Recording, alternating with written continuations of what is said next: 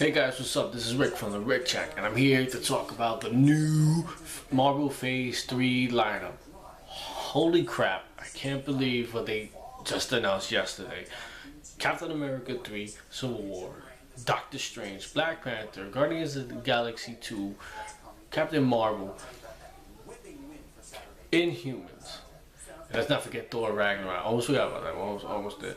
And the biggest one of them all, Avengers. Infinity War, Part 1 and 2.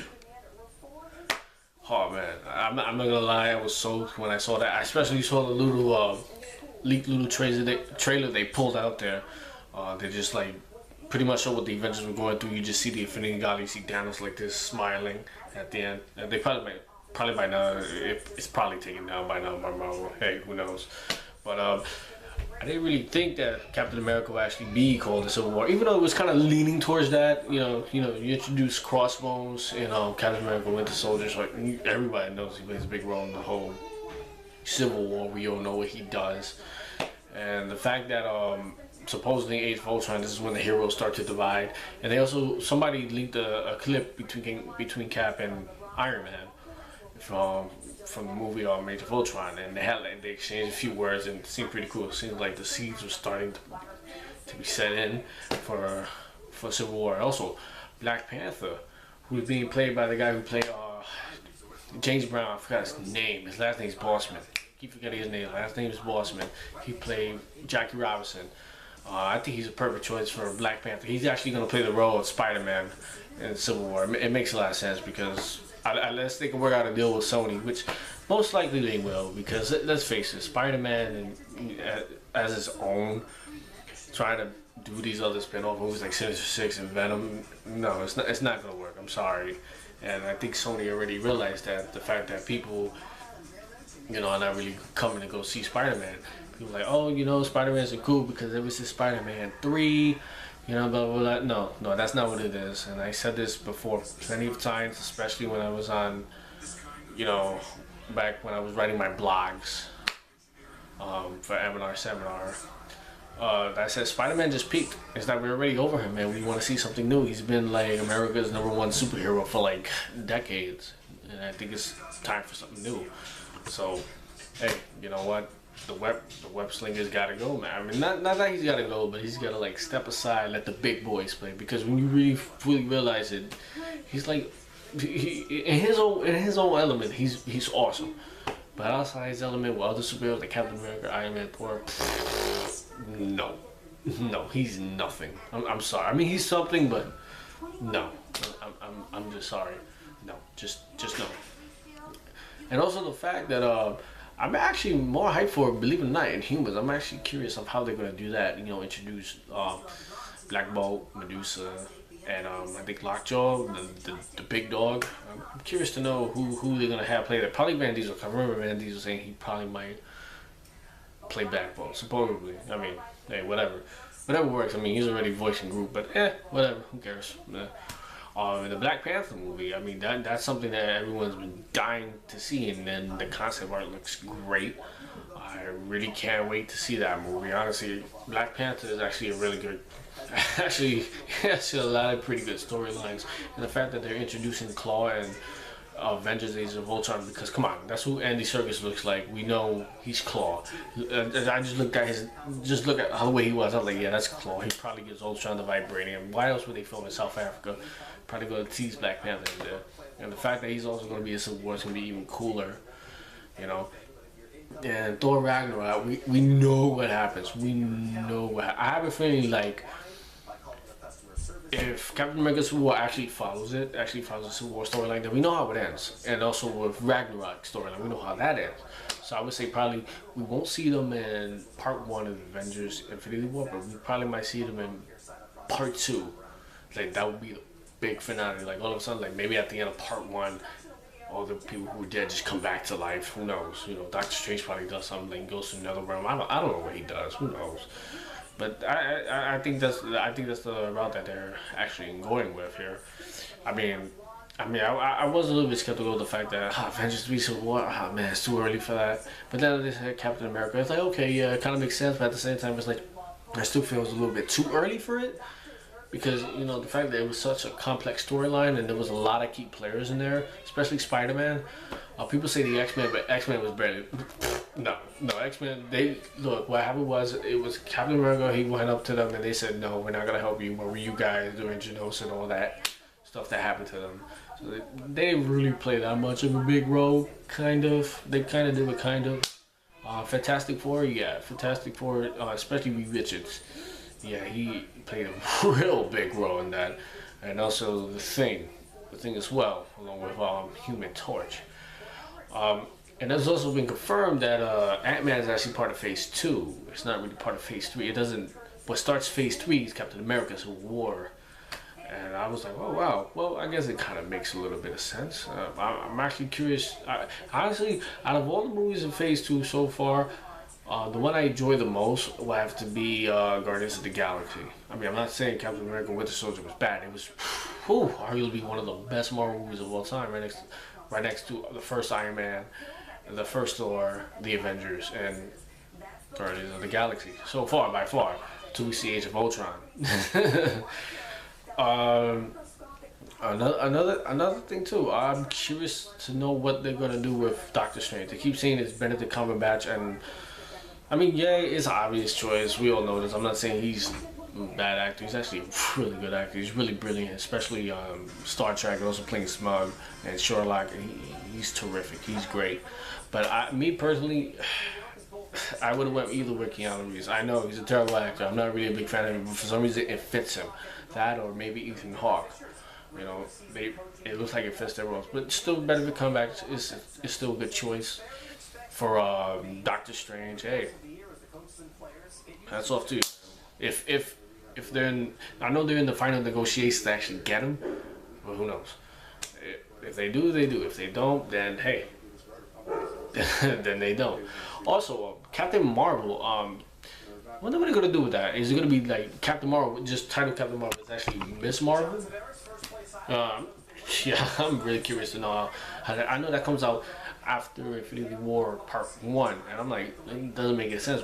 Should it come out before that? But I don't know. Maybe it's subject to change. Who knows? They probably might push it up. I know they pushed up Guardians of the Galaxy 2 up to May 5th. And it was originally supposed to come out July 28th of 2017 that year, but they pushed it up.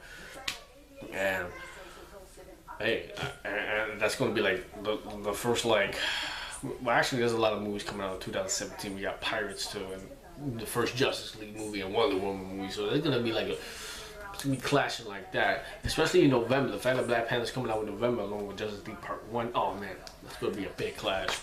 And as of right now, like, DC got to pull something out of their butts for real, because right now Marvel just crushed it right now.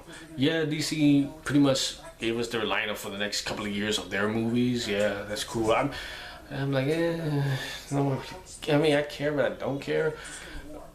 But let's see what happens with Batman and Superman. People say Zack Snyder is a terrible director, and people say Man of Steel is a terrible movie. And I'm gonna tell you this, you guys who say that are idiots. In my opinion, Man of Steel was probably the best story ever told in a comic book movie. The series told made it even great. I think that's another reason why these fanboys are, get mad, because of the fact that you have a little bit of comedy in there. Who cares if it didn't have comedy in it? It was still a good movie nonetheless. I mean, except for one scene where they asked Lois Lane to go up. Sorry, spoilers. To go up with him in the atmosphere. I'm like, what was the point of that? What makes her so significant, so unique to bring her up? Oh yeah, bring her up too. Whatever. DC was really. I mean, they're really banging on this Batman, Superman, Dawn of Justice. I mean, why else would they push it forward to March 25th of 2016? They didn't want to go head to head with Captain America. They really didn't. I mean, right there, that tells me a lot. Like, you don't really have too much faith in it in the first place. Like, me personally, if I was head of Warner Brothers, I would have a lot of faith in it that I would not move it at all. I would go head to head with Captain America. I don't care. It's Batman, Superman, the two biggest comic book heroes of all time. Everybody knows who they are, prior to Iron Man and Captain America. I mean, Wonder Woman's in the mix. Cyborg's in the mix along with Aquaman. By the way, they chose a great guy for Aquaman, Jason Momoa, who actually can act, and he actually fits the role. You know, just the physique and all that. Yeah, he fits the role. I think he's great. I think he looks fantastic. Physically, I just hope he does it real good. Out of all the movies, I always said this, out of DC, I never really fully agreed with a Green Lantern solo film. Along with a Fantastic Four solo film, I always said they would never be good movies. You can get the best actors in the world, best director, it probably won't be a good movie.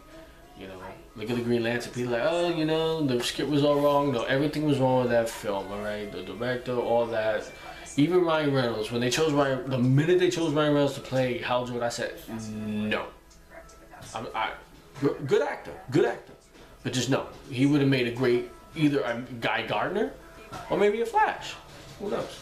But now, obviously, they're gonna reboot it. So let's see what they do with that one. As for Wonder Woman, I have the first issue of New 52 Wonder Woman. I haven't even read it because I'm just more familiar with her old backstory, being made by her mom and Hades out of clay, and it's like that's her backstory, kind of trash. You know, Aquaman has a very interesting backstory. The fact that his father made love to an Atlantean, and hey, and an outfit that he wears is actually what they wear in prison in Atlantis, which is actually pretty cool. See, that's a cool backstory. I hope they bring that out into the new movie. Cyborg, I don't know if that's gonna be a good solo film. I hope you bring the Teen Titans there. I can't see him do so. Alright, no. Shazam is being put in 2019, and The Rock just confirmed that he played Black Adam now. It's like, why that far away? Whatever. And then obviously unconfirmed Batman and Man of Steel solo films on the way too. I think everybody's curious to know who's gonna play the Joker. Honestly, right now I'm over the Joker. Right now, I'm really over him. I want to see a new villain, you know, take charge. You know, I would, you know what? I would love to see Black Mass, along for Anarchy. I think they're pretty good villains for Batman to take on. Maybe another retake of Mr. Freeze as well, because I always said that Mr. Freeze is actually his deadliest foe for the fact that, come on, his intellect, he's smart, you know.